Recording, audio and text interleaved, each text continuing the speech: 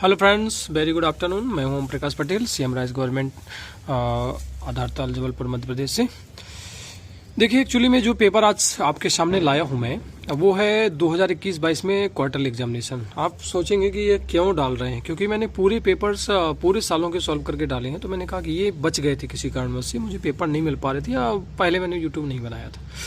अब ये ज़रूरत है, क्योंकि इससे क्या होगा कि आप यदि देख लेंगे जितनी पैसेज हैं, जितने भी विकल्प हैं, यदि आप ढंग से देख पा रहे हो, सारे प्रश्न भी देख लोगे, तो ये कहीं ना कहीं एमपी बोर्ड जो होता है उसमें सारे प्रश्न रिवाइज होते रहते हैं। इसलिए मैंने जो है ये सोचा कि चलो ये भी सॉल्व करके हम आपको प्रोवाइड करवा देते हैं, क्योंकि एक सीरीज हम लॉन्च करने वाले हैं और वो सीरीज है कि टॉप कैसे करें। और रेमेडियल क्लास वाले तो पास हो ही जाएंगे, उसमें कोई दिक्कत ही नहीं है। सबसे पहले अगर आप टॉप करने के लिए पढ़ते हैं, ठीक है, ये हुआ। चलिए दोस्तों, अब जो मैं शुरू कर रहा हूं उसमें जो चीज़ अगर यदि आप देख पा रहे होंगे तो पूरा ध्यान से देखिएगा, बहुत अच्छी चीज़ें होंगी। और कमेंट जरूर कीजिएगा, कुछ भी लिख दीजिएगा, थैंक यू सर, या अच्छा रहा सर, बुरा रहा तो बुरा लिख दीजिए, कोई दिक्कत नहीं, पर लिखिए जरूर, कमेंट जरूर लिखिए।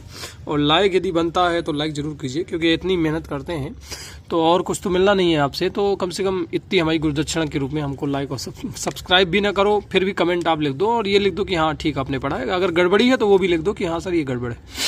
ठीक है, थैंक यू। शुरू करते हैं। Quarterly examination 2021-22 class 10 subject English आपके सामने देखा हुआ है। उस समय 2.5 घंटे का पेपर एक्चुअली में इसलिए था, कोविड-19 का समय था, लेकिन 2.5 घंटे का नहीं 3 घंटे का ही समय होता है। फिलहाल अगर आप अच्छे से लिखें तो 1.5 घंटे में ही हो जाता है, पर प्रॉपर वे में आपको 3 घंटे दिए जाते हैं। ठीक, सेक्शन ए वही पैटर्न है पूरा, कोई दिक्कत ही नहीं, ब्रिज कोड सम्मिलित नहीं किया गया है। 4 सेक्शन है, section A, section B, section C, section D.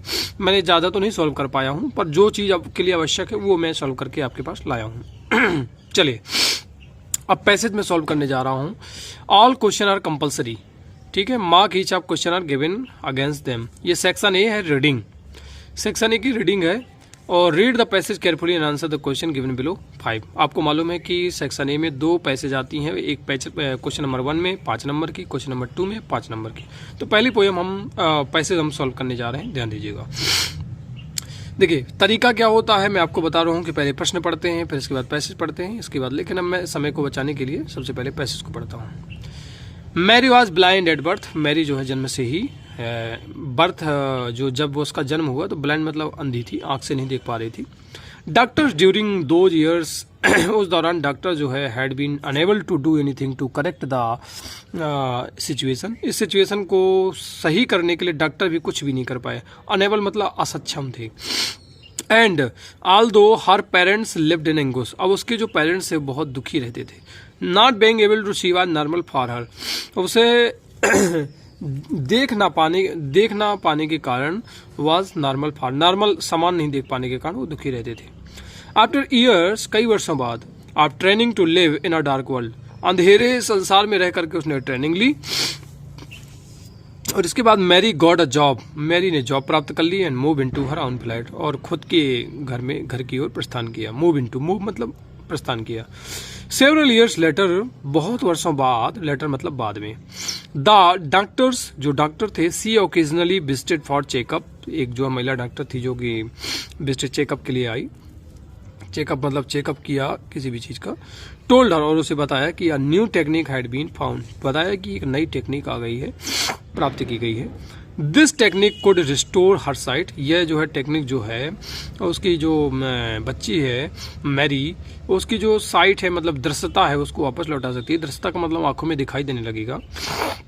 One would think that, कोई भी व्यक्ति सोच सकता है कि Mary would have jumped at the possibility to see, but actually she was not at all happy about this situation.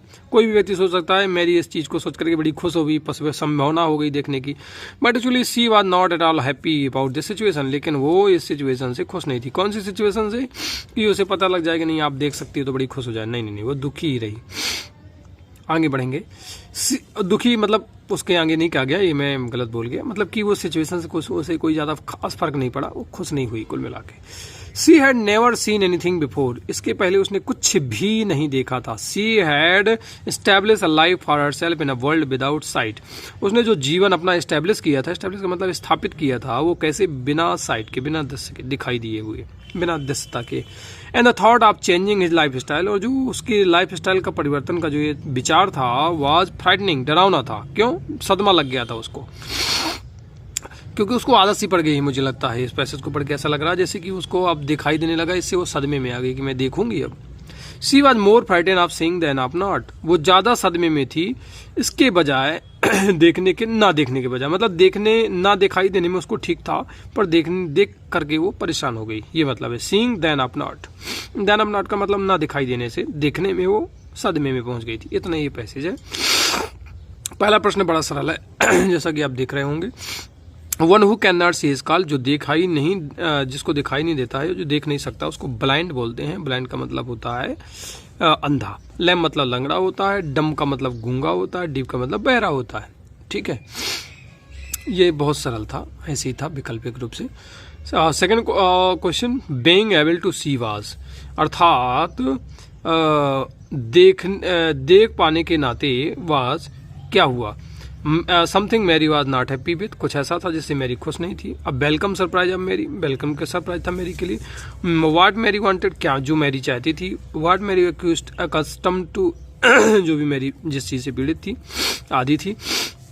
देखिए क्या होता है कि ये तीनों विकल्प सी डी ए बिल्कुल सही नहीं है। और something Mary was not happy with, ये कैसे आपने पता लगाया भैया? यहाँ पे लिखा हुआ है ना कि being able to see was, देखना या देखना वाज उसके लिए क्या था, something Mary was not happy, उससे खुश नहीं थी, ये लिखा हुआ। She was not at all happy about this situation, वो खुश नहीं थी, मतलब देखने से खुश नहीं थी। ऐसा नहीं कि उसको दिखाई देने लगे तो बड़ी खुश हो जाए। तो इसलिए करेक्ट आंसर इज ए, इसलिए यही आंसर है आपका सही है, बाकी आंसर है ही नहीं। अब वेलकम सरप्राइज, अब मेरी ये तो आया ही नहीं, तो इसलिए क्रॉस हो जाएगा। डी भी क्रॉस हो जाएगा और बी भी क्रॉस हो जाएगा। मेरी ऐसा चाहती भी नहीं थी, ऐसा आया नहीं पैसेज में। हमको पैसेज से लगाना है, अपने दिमाग नहीं लगाना है, ठीक है ना, कि वो तो अंधी रही होगी तो क्यों नहीं चाहेगी। नहीं नहीं नहीं, बिल्कुल नहीं। Third question, according to the passage Mary inability to see was, passage के अकॉर्डिंग मैरी की जो इनएबिलिटी का मतलब होता है अयोग्यता, एबिलिटी मतलब योग्यता या क्षमता, अक्षमता, वाज ये कैसे थी, क्यों, किस कारण से हो गई थी। Handicapped cause by her doctor, doctor के द्वारा हैंडीकैप कर दिया गया था। विथ व्हाट अपसेट हर, क्योंकि वो निराश रहती थी। प्रेजेंट फ्रॉम हर बर्थ, ये इसको अपन रिजर्व रखेंगे क्योंकि आया है जन्म से, वो क्या थी, अंधी थी। D what had caused her to move into her own flat, इसके कारण जो है वो मूव्ड इनटू ओन फ्लैट में आई थी, इसके कारण नहीं। डी का कोई मतलब ही नहीं है, ए का कोई मतलब नहीं, बी का कोई मतलब नहीं, सी, क्योंकि ये पहली लाइन में लिखा हुआ है Mary was blind at birth. ठीक है, दिख पा रहा होगा आपको। अब लास्ट प्रश्न बचा हुआ है थर्ड के बाद, फोर्थ। चलिए, Mary got a job after, Mary ने जॉब प्राप्त की। सी कुड सी, जब वो देख सकती थी तब, अरे देखने का सवाल ही नहीं उठा। Years of training to live in a dark, इसको रिजर्व रखेंगे। टिक लगा हुआ, किसी विद्यार्थी का पेपर है तो उसने पहले से कोई टिक लगे हुए हैं, हो सकता है इसने सही लगाया है। She had left her study, क्योंकि उसने पढ़ाई छोड़ दी थी, पढ़ाई तो छोड़ी नहीं उसने, ऐसा कोई आया नहीं। The doctor had found a new technique, हाँ डॉक्टर ने नई टेक्निक पाई थी। तो सी कुड सी, ये वाला पहले विलोपन विधि का प्रयोग करेंगे, ये गलत है। फिर बी वाला ईयर्स ऑफ ट्रेनिंग टू, इसको रिजर्व रखेंगे। She had left her study, ये भी वाला नहीं आया है। अब बचा बी और डी, तो बी और डी में करेक्ट आंसर क्या है, ये लिखा हुआ है Mary got a job and move into a own flat after years a training to live in a dark world, कई वर्षों की ट्रेनिंग के दौरान डार्क वर्ल्ड में ट्रेनिंग लेने के बाद उसने जो है ये सब किया था, ये लिखा हुआ है डार्क वर्ल्ड। तो correct answer is B, years of training to live in a dark world. ठीक है, अब फिफ्थ नंबर आंसर अपन देखेंगे, फिफ्थ नंबर प्रश्न का आंसर।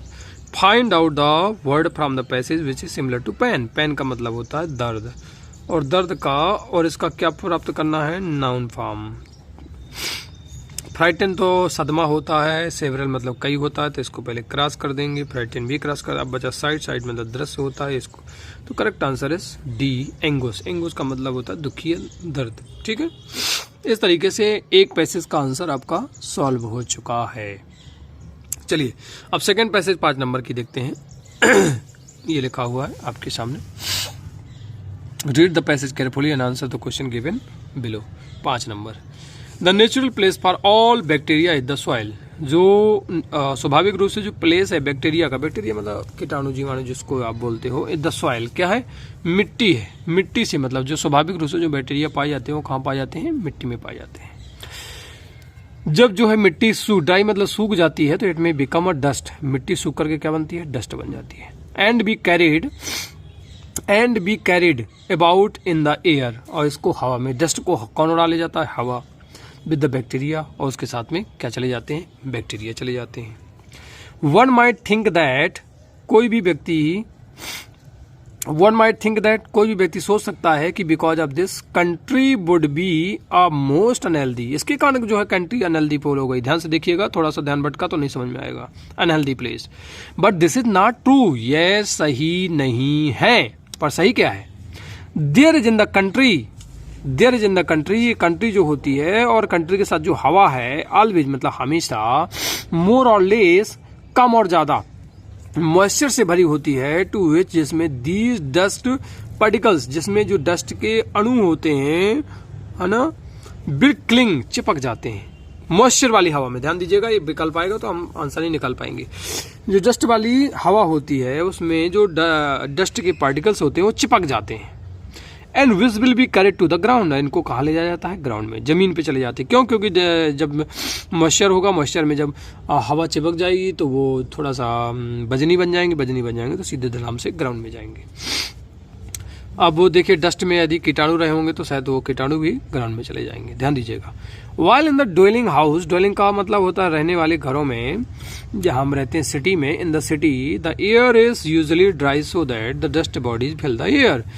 जो है, जो सिटी की जो हवा होती है इतनी सूखी होती है कि वो हवा में dust bodies fill the air, की जो डस्ट होती है वो हवा को भर देती है। किससे? डस्ट से। द ओल्ड फैशन डस्टिंग और स्वीपिंग, ओल्ड पुराने जमाने का जो डस्ट निकालने का तरीका था, साफ करने का तरीका था, वो क्या करता था? स्टर्ड अप द पार्टिकल्स, जो अणु होते थे उनको क्या करता था? फोर्स देता था, साफ तो करता था साथ में, और इसके बाद फोर्स देम, उनमें बल लगा देता था। बैक मतलब वापस लौटा देता था इनटू द एयर अगेन, फिर से हवा में उड़ा देता था। किसको? डस्ट को। कौन सी हवा? जो शहरों में पाई जाती है, ठीक है, ओल्ड फैशन डस्टिंग, जो ओल्ड फैशन तरीके से जब करते थे। दैट इज वाई, वो इसलिए क्योंकि वैक्यूम क्लीनर आज यूज सो मच, इतना ज्यादा वैक्यूम क्लीनर का प्रयोग किया जाता है आज, क्योंकि इंस्टेड ऑफ रूम, इसी कारण वैक्यूम क्लीनर का लोग प्रयोग करने लगे हैं। बस इतना ही आया, ये नहीं आके कंज्यूम करता कि क्या करता, प्रणाम करता, पर हम समझने की बात है।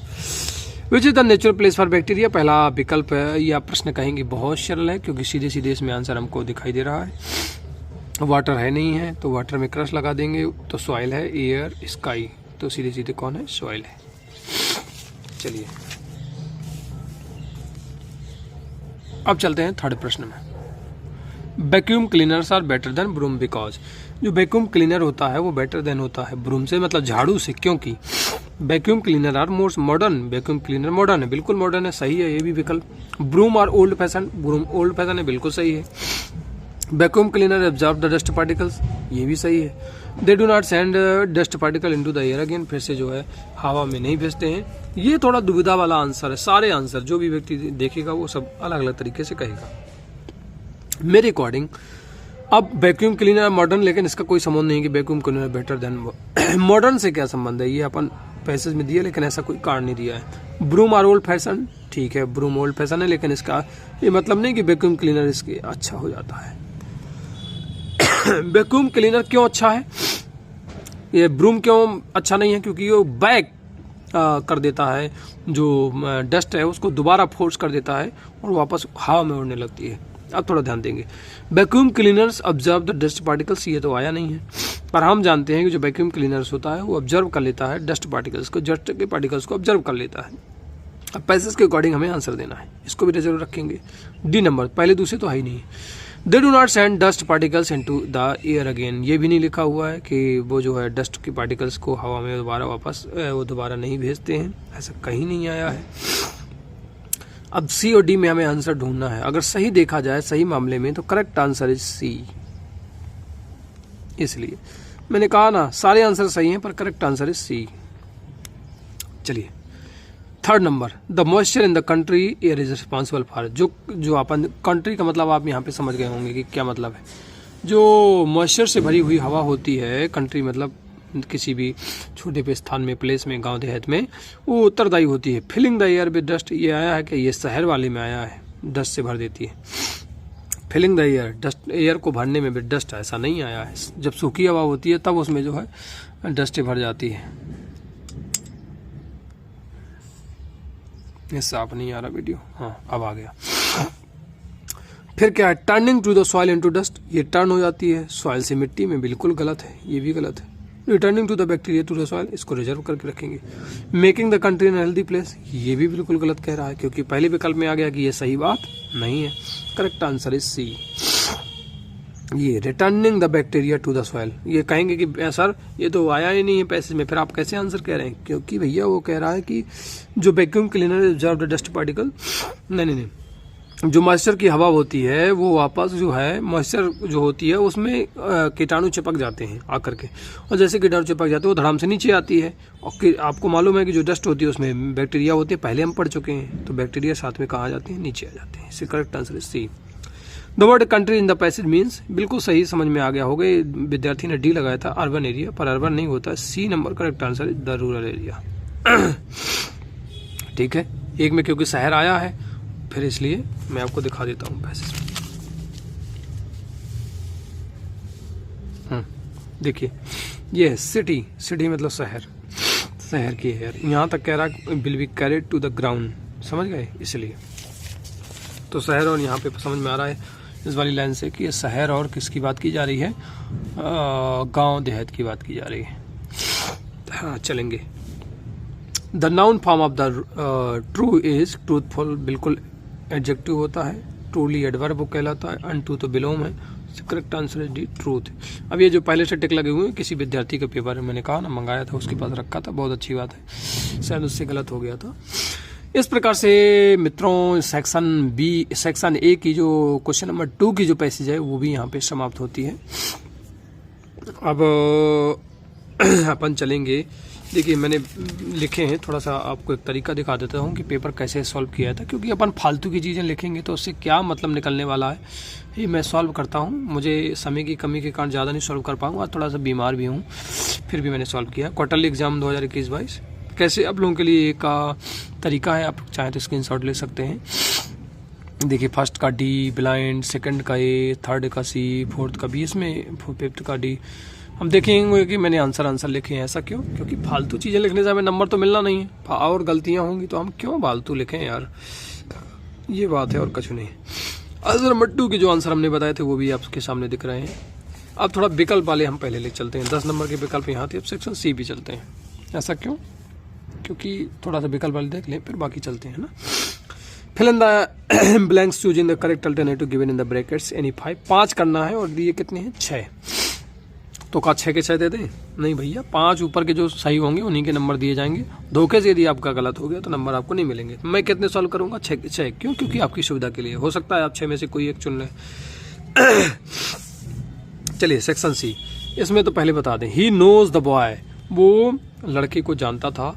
Who is bearing the blue shirt, ये जो विच है, विच मतलब जो लड़के के लिए नहीं आएगा, हु आएगा। लड़के के लिए नहीं आता, ये चीज़ों के लिए आता है। हु हमेशा याद रख लो, जीवित चीज़ों के लिए आता। हु यार क्यों नहीं आएगा? क्योंकि ये प्लेस थोड़ी ना है। लड़का प्लेस है क्या? लड़का प्लेस नहीं है। अगर होता कि जबलपुर, ही नो था जबलपुर, तो लिखते हुयर इज बीरिंग, ऐसा कुछ अलग सेंटेंस होता, क्योंकि लड़के के लिए है। Second number, his brother is RJ. देखिए आर्टिकल लगाने का एक तरीका होता है। आरजे को लिखेंगे तो आर और लिखेंगे जे। हमने देखा आ से शुरू हो रहा है हिंदी का वावेल्स, तो ए सही होगा इसका। ठीक है, ए लिखेंगे, यहाँ पे लिखेंगे हु और यहाँ पे लिखेंगे an. Third number, there is not, जहाँ पे नॉट लिखा हो तो मैनी तो आएगा नहीं किसी भी हालत में। मैनी का मतलब कई होता है ऑलरेडी, तो समेनी में कौन आएगा? एनी आएगा, एनी लिखेंगे। चौथा, ही हैज़ मैनी प्लेज। देखिए हैज़ आ गया, हैज़ हमेशा याद रख लो वर्ब की थर्ड फॉर्म, और थोड़ी बहुत यदि वर्ब की थर्ड फॉर्म नहीं जानते हो तो थोड़ी बहुत याद कर लो। जैसे कि राइट, रोट, रिटेन, तो इसमें क्या आएगा? रिटेन आएगा। अभी मैं दिखा दूंगा आंसर आपको। May I take your pen, permission के लिए मे आपने खूब स्कूल में भी यूज़ करते हैं। May I drink your water, may I go outside, ऐसा बोलते कि नहीं बोलते हैं? इसलिए परमिशन के लिए हमेशा ध्यान रखें कि मे का प्रयोग करते हैं। बी, यहाँ पे 2 लिखा हुआ है, चूंकि शुड के बाद 2 होता नहीं, मस्ट के बाद 2 होता नहीं, तो करेक्ट आंसर है 8। 8 के बाद 2 होता है। मॉडल से याद कर लीजिएगा, मॉडल्स कहलाते हैं, 13 होते हैं। We ought to follow the traffic rules, मैं भी मॉडल से भी क्लियर करूंगा आपको, ठीक है, टेंशन मत लीजिए। अब इसके आंसर में दिखा देता हूँ जो भी है। अभी बहुत मदद करने वाला हूँ आपकी, बस मेरे चैनल को प्रमोट कर रही है और मुझे थोड़ा सा आशा हो कि हाँ थोड़ा ठीक लग रहा है विद्यार्थियों को, मेरी जो मेहनत की जा रही है विद्यार्थियों को समझ में आ रहा है, उससे फ़ायदा उठा रहे, तभी तो मैं मतलब है। इसलिए थोड़ा ध्यान रखिए, कमेंट जरूर कीजिए। आंसर आप क्वेश्चन आंसर आप 7, सेक्शन सी ग्रामर, पहले का हु, दूसरे का एन, थर्ड का एनी, चौथे का रिटन, पाँचवें का मैं, छठवें का ऑट। ध्यान रखिए मैंने 6 की हैं, आपको 5 ही करना है, याद है ना ये बात। चलिए ठीक है। अब आंसर नंबर 8 मैं अभी आपको आंसर दिखा देता हूँ, चाहे तो आप स्क्रीनशॉट लेके और देख लेंगे। ये देखिए मैं दिखाता चलूँगा प्रश्न भी और आपको आंसर भी। अभी आप देख पा रहे हैं ये डू एट डायरेक्टेड कहलाता है, इसको याद ही कर लीजिए। Do at directed, he did not work well, अर्थात चेंज इनटू नेगेटिव। और ये किस टेंस का, डिड लगा हुआ है, इसलिए हमने पहचान लिया कि पास्ट इंडेफिनिट। पास्ट इंडेफिनिट में हेल्पिंग वर्ब क्या होती है, डू एट डिड होती है। क्या होती है, डिड। तो डिड के बाद क्या लगाएंगे, नॉट, और बाकी वर्ब की फर्स्ट फॉर्म तो डू आ जाएगा। इसका मैंने बनाया है, देख ले सकते हैं आप। ही did not do his work well, ठीक है। दूसरा, मैं पेपर में नहीं खोदना चाहिए लेकिन चलो अगली बार में ध्यान रखूंगा। The boy is my cousin, the boy has won the race. जो लड़का है वो मेरा कजिन है। The boy has won the race, बड़ा सरल सेंटेंस होता है। मैं आपको बता दूं, जहाँ पे वर्ब है, वर्ब कहाँ पे, वन में है। यहाँ पे वर्ब नहीं है, ये केवल वर्ब टू बी का सेंटेंस है। तो सबसे पहले द बॉय 2 बार है तो 1 बार लिख देंगे, और उसकी जगह आपको मैंने ऊपर फिल इन द ब्लैंक्स में बताया था कि लड़के की जगह हु लगाएंगे। तो देखिए द बॉय हु हैज, और हैज वन, ये वर्ब वाला सेंटेंस आ गया, रेस तक लिख दिया, फुल स्टॉप कहीं लगाएंगे। दूसरे वाले सेंटेंस को द बॉय हटा के इससे जोड़ देंगे, फुल स्टॉप लगा देंगे। ठीक है जी, दिख रहा होगा क्लियर। चलिए ठीक है। अब third number, unless you work hard you will fail. देखिए ये बड़ा सेंटेंस अच्छा है और बड़ा इजी होता है, अगर आप एक बार समझ लें तो बार बार बन जाएगा। री right the sentence using if place in the unless. Unless के स्थान पे इफ का प्रयोग कीजिए। इफ लगाएंगे तो अनलेस का मतलब होता है यदि नहीं, और इफ का मतलब होता है यदि, अर्थात यदि अनलेस हटाएंगे तो इसमें नॉट भी देना पड़ेगा। तो देखिए प्रेजेंट टेंस का है वर्क हार्ड, इसलिए डू नॉट आएगा, यू के साथ में डू लगेगा, बाकी वो वाला सेंटेंस में कोई परिवर्तन नहीं होगा। देखिए इफ यू डू नॉट लगाया ना मैंने, डू नॉट वर्क हार्ड, कामा, और बाकी सेंटेंस जो कहते हैं जोड़ दीजिए, यू विल फेल। ठीक है, ये हो गया थर्ड नंबर। चौथा नंबर स्क्रीनशॉट ले लीजिएगा अभी। They are selling their house, change into present perfect. पहले तो पहचाने कौन सा टेंस है, ये है प्रेजेंट कंटिन्यूअस, क्रिया में आईएनजी लगा, सेल में आईएनजी, सेलिंग बन गया। परफेक्ट टेंस में बनाने के लिए हमें हैज लगाना पड़ेगा, तो हैज या हैव, तो दी के साथ में हैव लगेगा, और सेल का थर्ड फॉर्म सोल्ड हो जाएगा, बाकी जो खत्म। देखिए they have sold their house, they have sold their house. 5वां number, Aman is very intelligent. ये भी बड़ा सरल होता है, he can pass the exam easily. इतना सरल है कि मैं क्या कहूँ आपको। वेरी की जगह सो लगा दो, सो हो जाएगा अमन इज सो इंटेलिजेंट। ये फुल स्टॉप उसकी जगह दैट लगा दो, ही का स्मॉल एच बना देना, तो he can pass this exam easily. देखिए क्या किया मैंने, कुछ नहीं। Aman is so intelligent that he can pass this exam easily. देखिए थोड़ा टेक्निक समझ लीजिए तो बाकी बहुत सरल है। ये 6 नंबर बेखूबी फालतू के लिए पूछ लिया, फिगर ऑफ स्पीच नहीं है आपके उसमें, फिर भी उसने दे दिया। He fought like a lion, which of the figure of speech has been used in the above sentence. तो इस सिम्बली कहलाता है, किसी से तुलना करना। वो लड़ा, कैसे लड़ा, एक शेर की तरह, तो ये सिम्बली कहलाता है इस तरह का सेंटेंस। तो सिम्बली बी ऑप्शन है। देखिए स्क्रीनशॉट ले लीजिएगा और चेकअप कर लीजिएगा। ये डू एट डायरेक्टेड का क्वेश्चन नंबर 8 है, 5 नंबर है, केवल 6 दिए होंगे तो आपको 5 करना है इसमें से। ठीक है, चलिए अब सेक्शन ए, सेक्शन बी आपके सामने सॉल्व हो चुका है। अब सेक्शन डी में भी विकल्प होते हैं, तो सेक्शन डी को मैं लेके आ गया हूँ। लिटरेचर से संबंधित प्रश्न होते हैं। देख पा रहे होंगे मुझे खांसी आ रही है आज। Section D literature. चलिए, व्हाट डिड लेंचो, ये क्या है, आंसर द फॉलोइंग क्वेश्चन। 6 लिखे हैं, हालांकि मैं आपको बता दूं कि 4 ही आते हैं, थोड़ा सा गड़बड़ हो गया है बनाने में पेपर। क्वार्टरली में ऐसा होता है पर अर्धवार्षिक में नहीं होता। 4 नंबर का विकल्प ब्लू प्रिंट के according. What did Lencho think of the post office employees. Post office employees के बारे में लेंचो क्या सोचता है, तो ये भैया करेक्ट आंसर है। बंच ऑफ क्रो, जब किताब उठाएंगे पढ़ेंगे तो ये लिखा होगा। What did the crow shake on the poet, crow ने क्या हिलाया पोएट में। व्हाट डिड, क्या किया कौवे ने, shake on the poet. What did crow, कौवे ने किस चीज को हिला दिया, किस चीज को, द पोएट, पोएट को। What did the crow shake on the poet, किस चीज ने जो है पोएट को हिला दिया। डस्ट ऑफ गार्डन ने, डस्ट ऑफ ट्री ने, डस्ट ऑफ लैंड ने। तो एक करेक्ट आंसर डस्ट ऑफ, इसने जो बर्फ की जो डस्ट थी उसने पोएट को हिला दिया। व्हाट डज आइस, मतलब कौवे ने ऊपर से हिलाया तो नीचे गिरा, ठीक है ना, तो उसके दिल को हिला दिया। What does ice symbolize in the poem, fire and ice, तो आइस का मतलब हेट होता है, तो इसमें हेट्रेड दिया है, तो करेक्ट आंसर इज हेट्रेड। ये नहीं होगा, डिजायर का मतलब तो फायर से होता है, लव भी नहीं होगा, लस्ट भी नहीं होगा। Correct answer is D. चौथा number, how does Nelson Mandela define the meaning of courage? कह रहे हैं ट्रम्प ओवर फियर, जीत करो, जीत डर पे जीतो, यही कह रहे हैं। ट्रम्प बच्चे ने सही लगाया था, ए नंबर विकल्प सही है। Why didn't the pilot turn the aeroplane back towards Paris?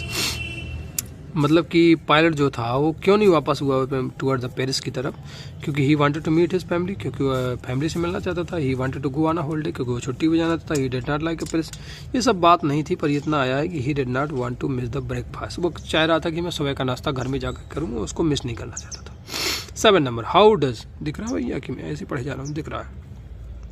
How does the cage tiger react to the visitor? जो पिंजड़े में जो टाइगर होते हैं वो कैसा रिएक्ट करते हैं विजिटर को देख के? तो यही इग्नोर देम, साफ साफ आया है, इग्नोर कर देते हैं, बढ़िया मस्त रहते हैं, क्योंकि उनको पता है कि रोज रोज इनको देखने आना है, कौन इनको देखे, तो वो ध्यान ही नहीं देता है। करेक्ट आंसर है ये। तो ये 6 विकल्प थे, बड़ी अच्छी बात थी। चलो देख लेते हैं सेक्शन नंबर डी में, इसको स्क्रीनशॉट ले लेंगे, सॉल्व करना चाहें तो सॉल्व कर लीजिए, बहुत मजा आएगा, और इनको याद भी कर लीजिए। कई बार रिवाइज हो जाते हैं प्रश्न, नहीं अगर रिवाइज होंगे तो आपको एक कॉन्सेप्ट क्लियर होगा। फर्स्ट का ये bunch of crooks, C dust of snow, D hatred, A triumph over fear, C he did not want to miss the breakfast, और 7th इग्नोर देम। ये थोड़ा गलत हो गया तो मैंने कट कर दिया। अब आता है 10A। 10A कहाँ से आती है? ये जो आपका फर्स्ट फ्लाइट होता है, फर्स्ट फ्लाइट के प्रो से एक पैराग्राफ उठा के रख देते हैं किसी भी लेसन से, जैसे देखते हैं कि किस पैराग्राफ से, नहीं ये पोयम है, सॉरी इसमें बदल दिया, देखो वैसे नहीं तो पहले पोयम नहीं होती, वो होता है। He hears the last voice at night, patrolling cars and stare with brilliant eyes at the star। तो ये देखिए आप समझ गए होंगे, पेट्रोलिंग कार वगैरह सुन करके टाइगर इन द जू से है। अब फ्रॉम विच पोयम अब लाइन्स हैव बीन टेकन, तो टाइगर इन द जू correct answer. Dust of snow fire and ice इससे नहीं है। व्हाट डज ही स्टेयर, किसको घूरता है? स्टार को दिखता है, ये लिखा हुआ है एट द बिलियंट स्टार। ये स्टेयर विथ हिज बिलियंट, अपनी बिलियंट आइस से किसको देखता है? बिलियंट स्टार को, स्टार को। Which the following is opposite of the word billion? Billion का मतलब इंटेलिजेंट भी होता है, सुपीरियर भी होता है, ग्लेयर ठीक है चमकना होता है, तो इनमें से अपोजिट लिखना है। अपोजिट का मतलब होता है उल्टा, तो उल्टा डल मतलब मध्यम, तो करेक्ट आंसर है ए। देखिए 10A के तीनों आंसर ये दिए गए, और टाइगर इन द जू, स्टार्स और डल, क्लिक कर लीजिएगा। चलिए अब 10B में भी 3 नंबर का प्रश्न रहता है, उसने इस बार उलट दिया है, कोई बात नहीं है, पहले पैसेज होता था, इसके बाद पोयम होती थी, इस बार उन्होंने उल्टा करके दिया, तो देखते हैं। ये लो, ये कोई इतना फर्क नहीं पड़ता। 10B अब समझ गए होंगे पैसेज को, पैराग्राफ को देख के कि कहाँ से है। The moon coming up in the east, पूरब से जो है वो उग रहा था, बिहाइंड मी मेरे पीछे, star bird shining in the clear sky, साफ सुथरा आकाश में चमक रहे थे। अब me there wasn't a cloud in the sky, बादल नहीं था। I was happy to be alone high up the sleeping condition, मुझे लग रहा था कि जो लोग सोते हुए हैं मैं उनके ऊपर जो है उड़ रहा हूँ, मुझे बड़ा अच्छा लग रहा था, खुश था। I was flying my old Dakota aeroplane, में ओल्ड डकोटा एरोप्लेन को उड़ा रहा था। और फ्रांस बैक टू इंग्लैंड, कहाँ से कहाँ जा रहे थे? फ्रांस से England. I was dreaming of my holiday, मैं जो सपना देख रहा था हॉलीडे का। And looking forward to being with my family, और being with my family, looking forward, और लालसी था किससे? अपनी फैमिली से मिलने के लिए। I looked at my watch at 1:30 in the morning, मैंने देखा अपनी घड़ी को 1:30 इन द मॉर्निंग, सुबह के 1:30 बज रहे थे लगभग। I should call Paris control soon, मैंने एक पेरिस कंट्रोल सून को बुलाया। आई थॉट, मैंने सोचा कि as I look on pass nose of the aeroplane, I saw big light of the, इसे आपने पढ़ लिया, समझ में आ गया होगा कहाँ से है। How other weather when the pilot steer flying aeroplane, इसमें क्लियर स्काई आपको मिला है, तो सही आंसर है। The pilot was returning from France to England, आया France to England. From which lesson है this text has been taken, तो black aeroplane, tiger in the zoo, ये तो पोयम है। हिज फर्स्ट फ्लाइट, ये फर्स्ट फ्लाइट इससे संबंधित है। और वो जो पक्षी की कहानी है, अ लेटर टू गॉड, ये तो आप लेंचो वाली कहानी हो गई, तो ये भी सही नहीं, ये भी सही नहीं, ये भी सही नहीं, ये है ब्लैक एरोप्लेन। ठीक है, करेक्ट आंसर इज सी। चलिए इसके भी आंसर देख लेते हैं। Clear France to England, black aeroplane, एक जगह लगता है गड़बड़ हो गया कोई आंसर, विकल्प वाला, हाँ ये इस तरह का भी पढ़ के क्लियर हुआ। He wanted to meet his family, ये है correct answer. He wanted to meet his family. Why didn't the pilot turn the aeroplane back towards Paris? क्योंकि he wanted to meet his family, क्योंकि वो अपने परिवार से मिलना चाहता था। चलिए देख लेते हैं 6 का, थोड़ा सा ध्यान दे लेंगे। 6 का क्वेश्चन नंबर 9, 6 का ए नंबर विकल्प हो जाएगा, ये नहीं होगा। ठीक है जी। देख लीजिएगा। अब इस तरीके से मैंने सारे विकल्प बता दिए सेक्शन डी के भी। अब देख पा रहे होंगे कि मैंने, अब मुझे इतना टाइम नहीं था, मैंने कहा कि विद्यार्थी लिख भी लेते हैं, बहुत सारे साधन है आपके पास, वहाँ से भी आप 11 नंबर के क्वेश्चन आप लिख लेंगे। देखिए यहाँ पे जो question answer the following question about 30 words यानी 6, तो इसमें से 7 दिए हैं, 6 करना है आपको। व्हाट द पोस्ट मास्टर, ये आपको पता हो गया कि लेटर टू गॉड से है, ये भी लेटर टू गॉड से है। What do the military generals do, ये तो सेकंड लेसन से है। और what does the courage mean to Mandela, Mandela national Mandela वाले लेसन से तीसरा चौथा भी है। Why why the young seagull afraid, ये तो फर्स्ट फ्लाइट से है। Why did the seagull afraid, ये भी उसी से है। कुल मिला के सब वहीं से है। आंसर द फॉलोइंग क्वेश्चन है अबाउट 30 वर्ड, ये 2 करना है जो कि पोएम से आते हैं 2-2 नंबर के। आंसर नंबर 13 आपको ये जो एक दूसरी पोक है जिसका नाम है फुटप्रिंट्स विदाउट पेड, इससे 3 प्रश्न है पर 2 ही आपको करना है। 14 नंबर क्वेश्चन फिर रिवाइज हो गया आपके प्रोस से, जिसमें से आपको 1 ही करना है, लेकिन इसने पैटर्न चेंज कर दिया, 2 करना है सॉरी। और 15 नंबर 3 नंबर का और 16 नंबर भी 3 नंबर का। हाँ अच्छा, वहाँ विकल्प बढ़ा दिए तो उसने यहाँ पे थोड़ा सुधार कर दिया, नहीं तो 3 नंबर का 14, 15, 16 3 नंबर के प्रश्न होते थे। इस तरीके से सेक्शन डी भी फिनिश हो गया। सेक्शन ए तो कंप्लीट हो गया था, सेक्शन सी भी कंप्लीट हो गया, सेक्शन डी भी हो गया। अब बचा सेक्शन बी। चलो देख लेते हैं। ये मैंने पेज छोड़ रखे हैं ताकि बाद में टाइम मिला तो सॉल्व करके और आपको ऐसे संदेश के रूप में पहुंचा देंगे यदि कभी किसी को ज़रूरत हुई। देखिए बहुत अच्छी बात आप शानदार बताने जा रहा हूँ नोट मेकिंग की। सेक्शन बी शुरू हुई यहाँ से, क्वेश्चन नंबर 3, ये आप देख पा रहे होंगे। नोट मेकिंग हवा बन गया, विद्यार्थी करते नहीं हो, बहुत दुख होता है, बहुत सरल होती है। सेक्शन बी राइटिंग बार बार पढ़िए और इसमें से एक विकल्प छांट लीजिए। एक पहले तो टाइटल छोड़िए, टाइटल के बाद 1-2 पॉइंट छोड़ लीजिए, उन्हीं से संबंधित चीज़ें लिख दीजिए जिसकी मैंने लिखने का प्रयास किया है। ज़रूरी नहीं कि आप ऐसे ही लिखें, पर एक तरीका आपके सामने मैंने ईजाद किया है, देख लेंगे। सेक्शन बी राइटिंग नोट्स लिखना था, मैंने नहीं लिखा। टाइटल ओलंपिक गेम्स मैंने ढूंढा है, माउंट ओलंपिक। अब मैं आपको जरा बता देता हूँ। देखिए मैंने यहाँ से ढूंढा, पूरी लाइन पढ़ी तो मुझे माउंट ओलंपिस मिल गया, तो मैंने कहा चलो ठीक है। माउंट ओलंपिस से देखिए यहाँ पे मिला मुझे फर्स्ट ओलंपिक गेम्स, तो मैंने लिख दिया फर्स्ट ओलंपिक गेम्स। फिर यहाँ पे मिला मुझे ऑनर द चीफ गॉड्स, नहीं बन रहा था तो मैंने इतना ही लिख दिया। देखो समझ गए ना, एक पॉइंट हमने लिया वहीं से संबंधित, उसी लाइन से 1.1 1.2 बना दिया, मतलब उसी लाइन से संबंधित।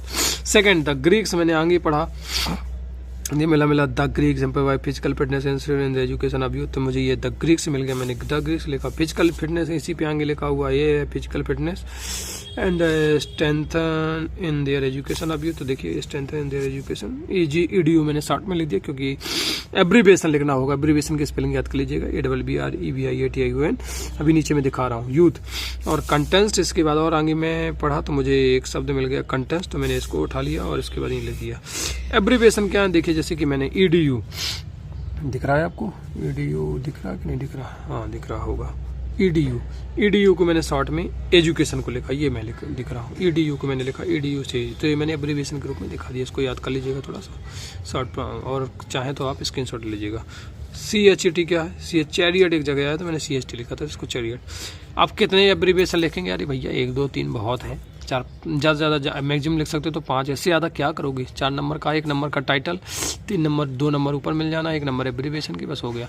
ये लीजिए मैं दिखा रहा हूँ, तो आप वहाँ पे नोट्स भी लिख दीजिए, नोट्स में की स्क्रीनशॉट ले लीजिएगा, ठीक है। तो आप ये देख पा रहे होंगे स्क्रीनशॉट, हो सकता है पूरा दिखाई तो 2 भागों में ले लीजिएगा, ये लीजिए। चलिए और थोड़ा सा घर में प्रैक्टिस कर लीजिएगा।